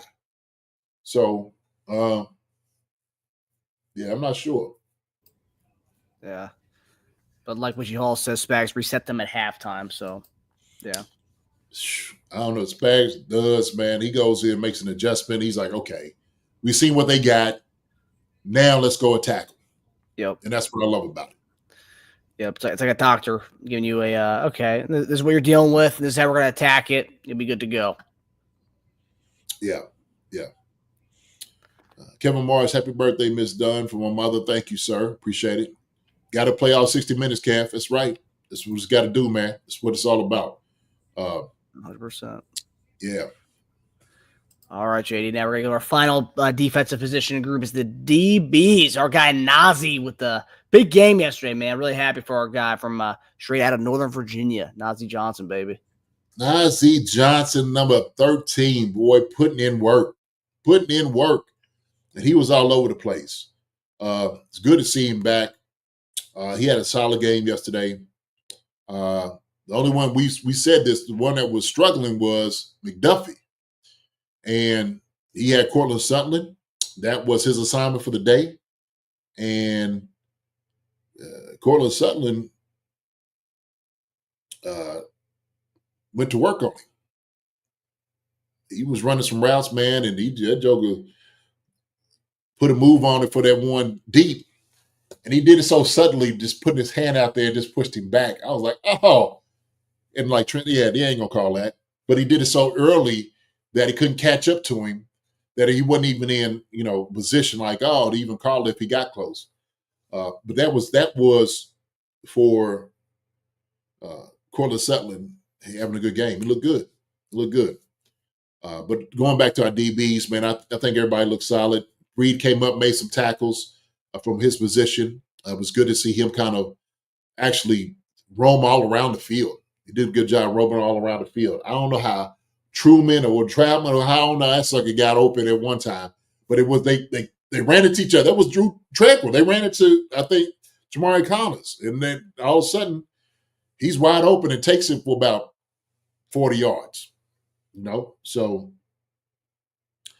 yeah, those the guys did a pretty decent job. I love seeing McDuffie right there in the slot coming in, like the slot corner blitz. It's brilliant. That right there, you never see that coming. You never see it coming. And so I know Spags knew that this young guy in Bo Nix wasn't going to be ready for that. So I think the DBs did a good job. Other than McDuffie, Duffy was kind of worn out. He was kind of taking it on the chin a little bit. So they kind of targeted him, to be honest with you. They was like, according to something, I got him. Give him to me. I don't care if Pro Bowl or whatever, second year, I'm Cortland Sutton. That's what he wanted to lay it down on there. So with that, for me, the DBs got a B minus. B minus. B minus, okay. Yeah. B is good. I like B. B minus. The only reason I gave him minus was because of McDuffie's play. And that was a shock. That was a shocker. Yeah. But hey man, we keep saying this, man. Them jokers get paid too. So yeah. Guy can't force a shutout every week, right? No. But I could be up here with B with them guys. A B minus is where I'm at. The defense line got a B, linebacker C plus, DBs B minus. What they were doing to us the first half looked too easy. Looked too easy. Second half was a whole different story. Changed the whole dynamics of what we were doing. Put a lot of thought into it. Spags did. Shut them suckers down. Shut them down. So I did both halves. That's how I'm taking comprising all of that, right? That's how I'm doing. Yeah, and I gotta say, with the CB2, cornerback 2 has been our worry. I know everyone was talking about Marshawn Lattimore this, Marshawn Lattimore that.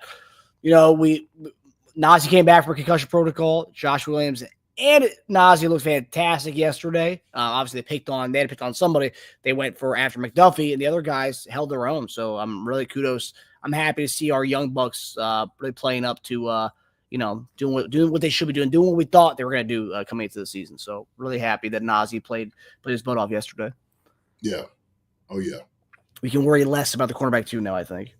Mm-hmm. That's a fact. So we go to special teams. Special teams, great. Special teams, baby. Ariza had some punts that had touchbacks on. Our guys got to get down there. I know you was talking about the returns, but looking at the returns, I still didn't see enough of it. I didn't see enough of it. We had the one that where he called it, which he should have scored. He should have scored on the return field. Yeah, he had a shot and an opportunity. A couple more blocks, man, he would have been there. Other than that, I'm still being critical of the guys that's holding up the Gunners. Still being critical with that.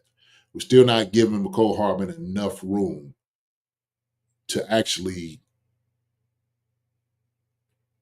make something happen, at least for me. I think sometimes he lets it down. There was one that he came off and made the tackle on McCole Hardman. You got to hold up your guy.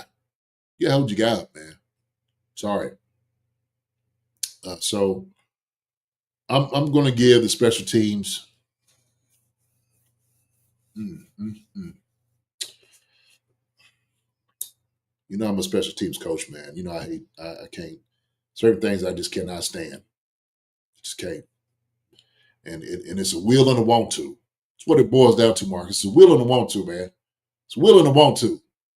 And what I hate is whoever's the suckers that's out there, I don't want to call people out.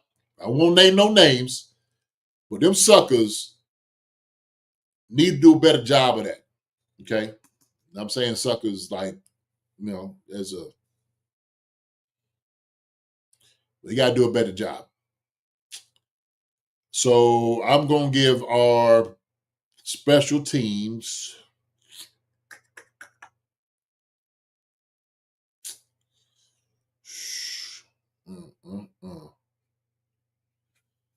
generous. I'm generous today. It might be my birthday weekend. B-.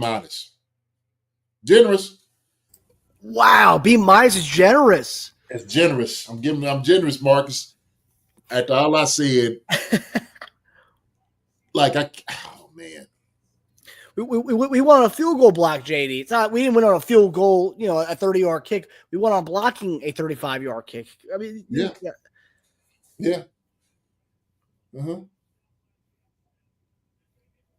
I call it more defense. Defense making that as far as your special teams. Yeah. Because what you got on, you got the defense on the block. So I didn't really consider it like special teams wise. I'm just doing, our kick, punter, our returns. We got to do more. I see it. I see we have more yards we can put out there. And there's no reason why we shouldn't be up there returning more yards than what we're doing. So, G-Pick, Jason Dunn, we had the same birthday, November the 15th. My man, G-Pick. Yes, sir. There it is, baby. Yeah. Yes, sir. November babies. So. All right. So B-, man. B-, Marcus. B-, brother. Well, I'm at it. And then you also the Buckers kick that landed outside the landing zone that hurt us as far as field position. Yep. Yeah. At the very end, you got to make that kick. You can't do that. So I was probably look, I had a C+ on here. I had a C+. That's what I had. That's what I had. Yeah. Yeah. Bucker's kick put it Broncos at 4. Yeah, that was rough. That was rough. C+. See that? The C+. See, You talking me into it is C+. There it is. C+. That's what they got. That's fair. Appreciate that. All right, so we added this part to the grades a couple weeks ago. I think it was either John Clifford or Vegas Chiefs Kingdom. Someone suggested we grade coaches, and so we're going to go into the coaching right here, JD. So you'll get a chance to grade Dave Tube's performance as well. But let's begin with the Reed. And let me preface this: I put Reed and Nagy here because I've been arguing with a few fans. Everyone's saying Nagy needs to go when EB was here, and this was no nonsense offense. But also, and the argument I made back to that person was, well, when EB was here, when we had bad games, you say fire EB because Andy needs to run the plays and call the plays. And as we've learned over the years, it's a collaborative effort between Andy, Nagy, EB, Andy, Nagy, Doug Peterson, Andy, Nagy, EB, Doug Peterson, all those guys. But so with this grade, JD, offensively, I have it as the Reed Nagy grade. Okay. So when I went in, the first half, and I wanted to look at all like our play calling, what we were running, kind of the tempo, the plays we were running in. I don't think we did anything as far as run wise that caught them off guard or any of to change up, the passing game. So I had 1, 2, 3, 4, 5, 6, 7 runs in the first half. 7.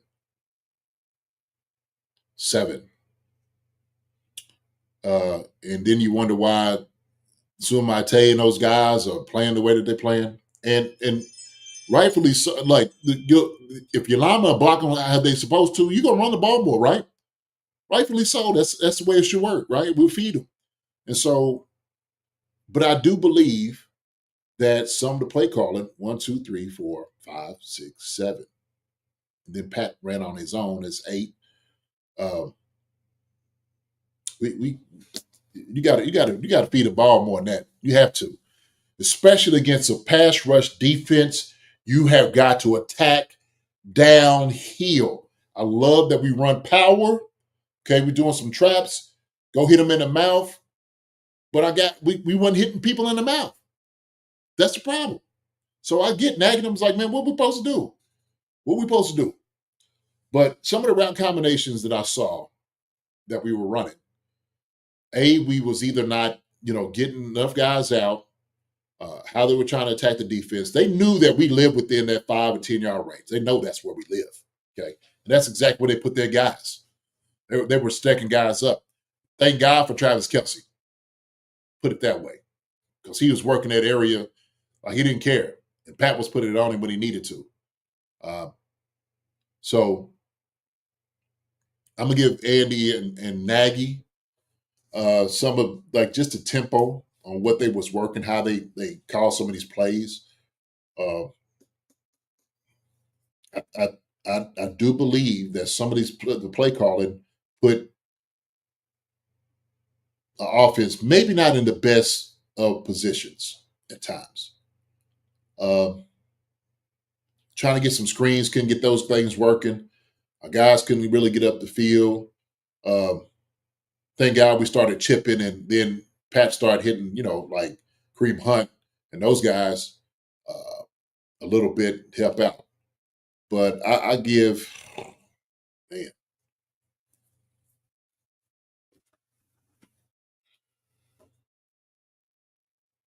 I give Reed and Nagy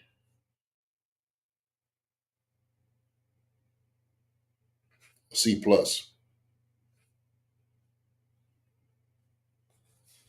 So I'm giving them. I agree. It's 2 weeks in a row, JD, of 7 run plays in the first half.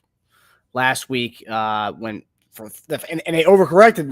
The first drive out of the second half was 8 carries straight to Kareem Hunt to correct the 7 carries in the first half. Man, it's just like it's an issue.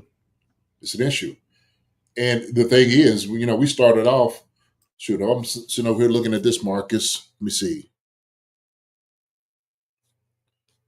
1, 2, 3, 4, 5, 6, 7,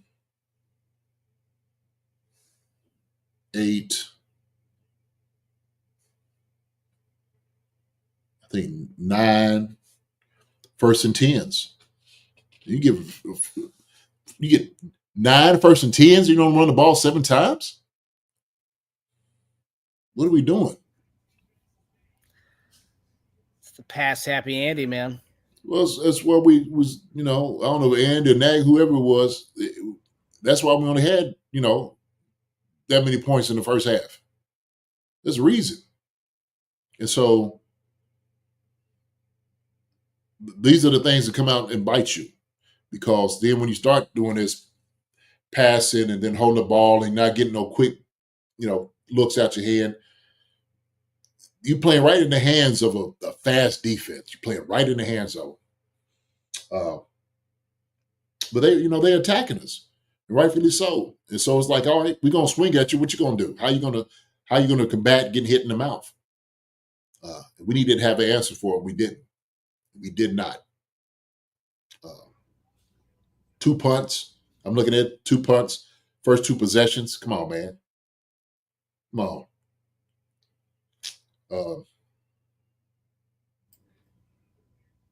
We got a sack on one of those, 3rd and 9, sack. But we can't do that 1st and 10. Shoot. How many? 1, 2, 3, 4, 5, 6, 7, 8, 9, 10. 10. 1st and 10s. Come on. So better than that. Yep. All right. So now we go to defense, JD. Spags' grade for the day. Spags grade. So I said that Spags is the best adjuster there is defensively in football. And I don't know anybody else that does a better job than him. At least I haven't seen it yet this year. But he gets those guys ready. I don't know what he does at the halftime. I have no idea. He must put some type of mojo with some under the jokers and they have them lock them down. And they got you. Yes, sir. And he made sure that second half, them suckers, they went ahead and they did just that. They clamped them. So I'm the rest of first half, C-, in a half, A-. So for me, my grade, I gave Spags I gave him a B+. So I gave B+. More so maybe a B than a B+. Let me do that.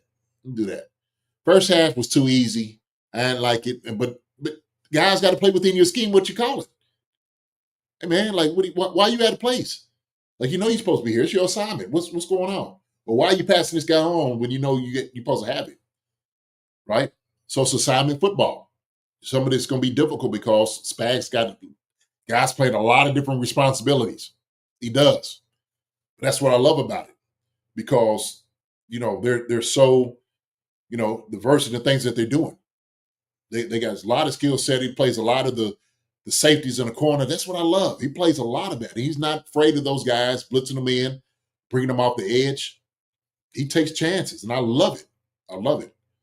So, yeah, I'm at a B+. That's my 2 grades, B+. Yeah. Terrific bounce back for the first half. That was rough, but yeah, Spags, phenomenal as usual.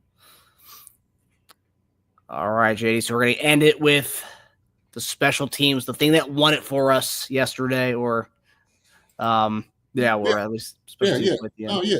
No, I mean, we'll give it special teams. That it's part of it. It's part of it.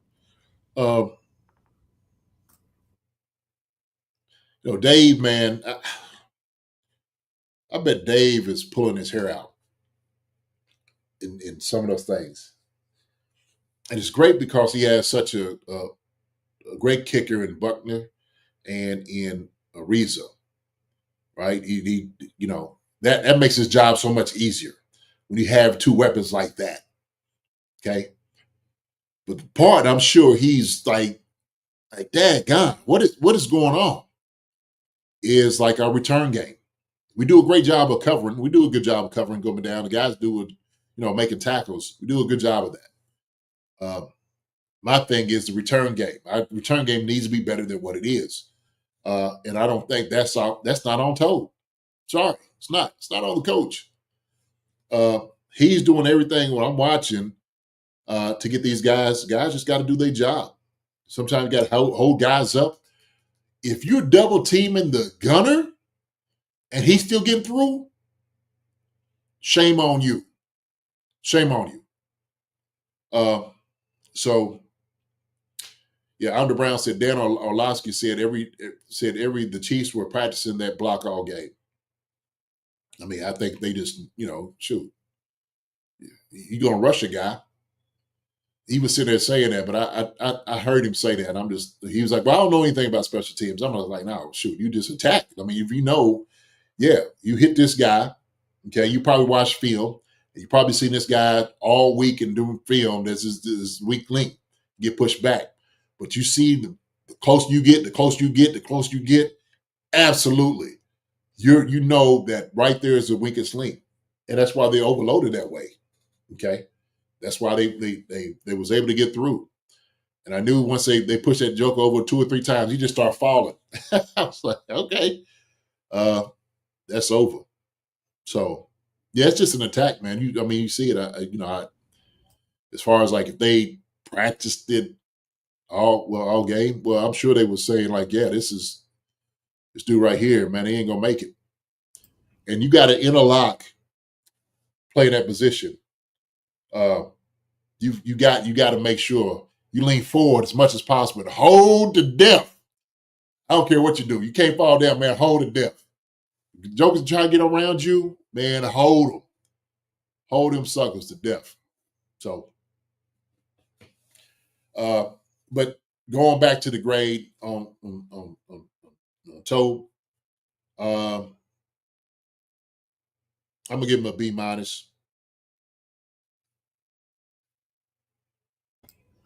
Because he can't go out there and play for the guys. Can't do it.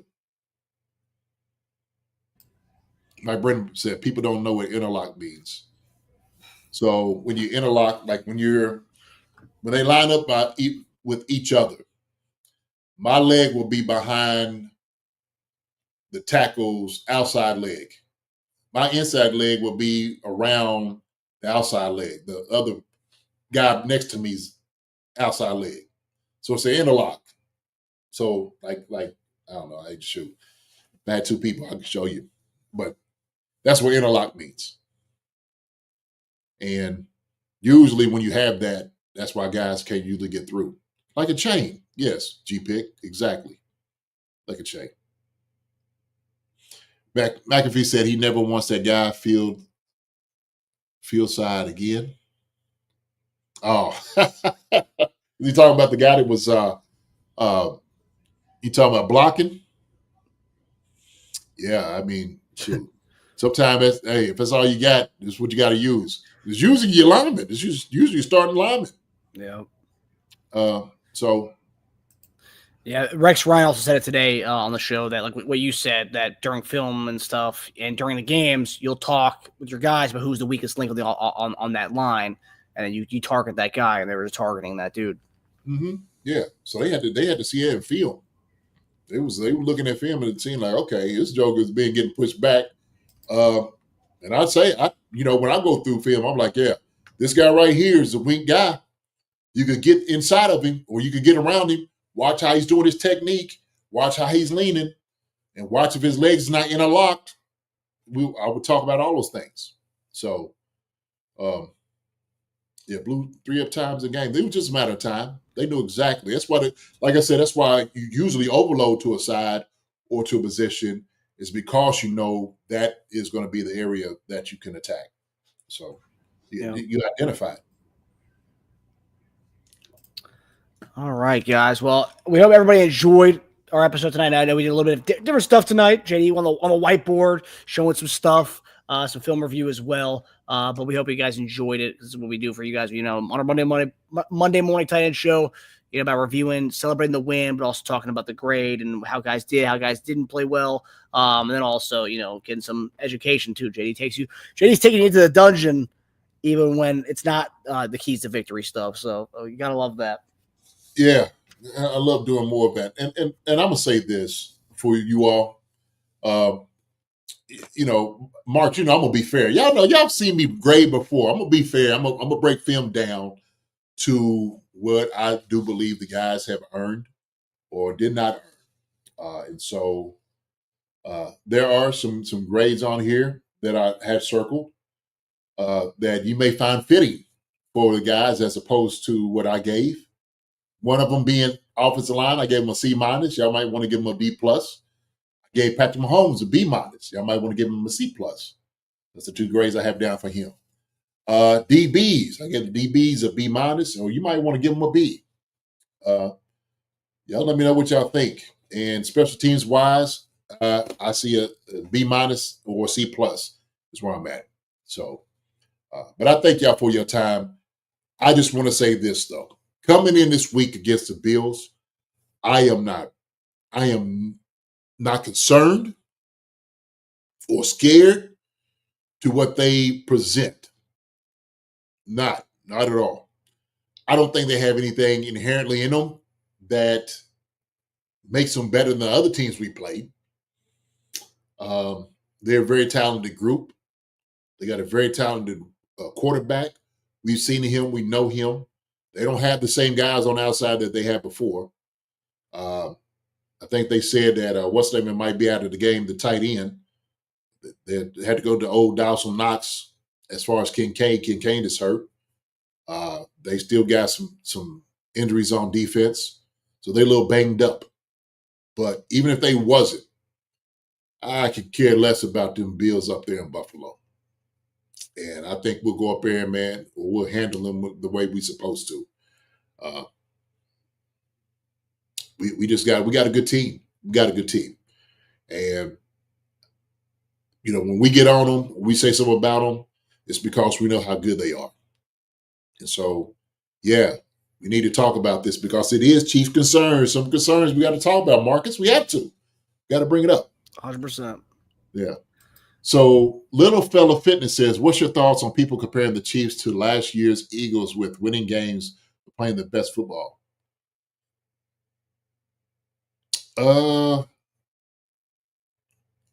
Maybe I'm not understanding. What's your thoughts on people comparing the Chiefs to last year's Eagles with winning games but playing the best football? But not playing the best football. That was not playing the best football. Okay, I got you. We're not playing the best football. We're not the Eagles. Much better team than the Eagles were last year. I think there was a lot of questions just with them. As far as he was hurt. Hurts was hurt. He was battling injury. Then you had, of course, A.J. Brown throwing the hissy fits and whatnot on the sideline sometimes. But we are a much better team than they are. So we got a much better quarterback, all-around team. We got a much better team. So I don't think we're the Eagles at all. I don't. And I'll say this too. Who was that I was talking to? My brother. It was Life Fella Fitness. I do believe once we get these other weapons back, you're going to see a much better team, much different team. And so we told them, Little Fella Fitness, we gave y'all a shot. We gave y'all time to catch up to us. Then we got D-Hop here. Now that everybody's going to start coming back out the woodwork, man. And then, hey, you better watch your back. Telling you. Because we coming for everybody. We ain't backing up from nobody. So you win this game this Sunday, the odds of us going undefeated for the regular season go way up because it's probably by far the toughest team we'll have to play for the rest of the season. Yeah. Yeah. Well, we still got Carolina. That's true. I love it. Carolina's been a team we've talked about as like being the barometer for bad all season long, but they beat the Giants yesterday, so who knows? There's a battle. There's a sweepstakes to get Shadur Sanders and potentially getting Dion to be their head coach as well. So I know a few teams are talking about that. Well, they got talking to Daniel Jones and he's gonna be the guy. You start talking like that after you just pay that sucker all that money. They're talking about Dallas potentially tanking the rest of the season, drafting Shadur and firing McCarthy and bringing in Dion to be the head coach, which is crazy because they just paid Dak all that money. But the team will be able to trade a draft pick to get him. But it's a lot of money to bring in a quarterback like that. Yeah, man. There'll be some teams desperate enough to do it, like the Raiders.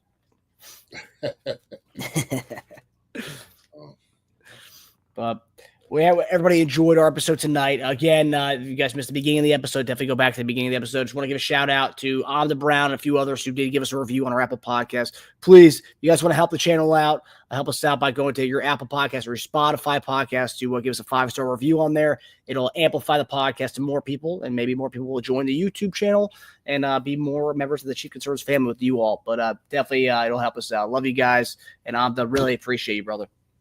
I'm to appreciate you, brother. And like you said, man, go, hit us up, give us a great review, or however you feel. If you don't like us, say so, okay? We're going to love you anyway. So appreciate it, Witchy Hall, Mike Brennan, G-Pick, HVHY, High Value, Hal Yield, YB Negative, Sasha, good seeing you, Vegas Chief Kingdom, Kathy Welch, I said Mike Brennan already, Andrew Chenault, let me see, Vegas Chiefs Kingdom, I think I already said. Let me see, who else? Neff, good seeing you. Maria Trainer, Little Fella Fitness, good hollering at you. Coming in and showing your face. I'm the Brown. As always, thank you so much. Chiefs fan 1969.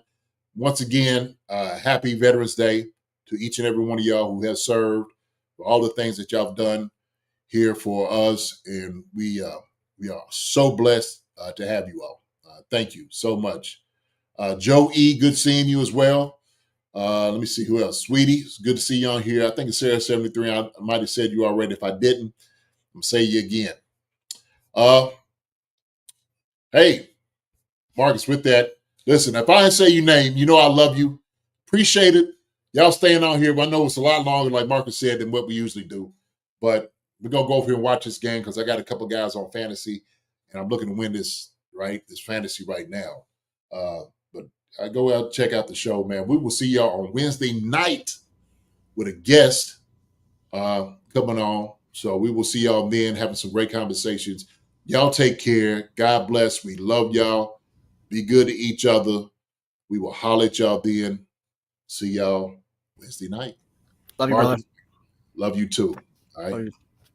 Take it easy, everybody. Have a good night. We'll see you guys Wednesday night. All right. Hi, everybody. Thanks for watching. Subscribe here to get the latest from the show. Also, be sure to check out the best clips from Chief Concerns. And if you prefer to listen to the show, subscribe and follow us on Apple Podcasts, Spotify, and anywhere else you get your podcasts.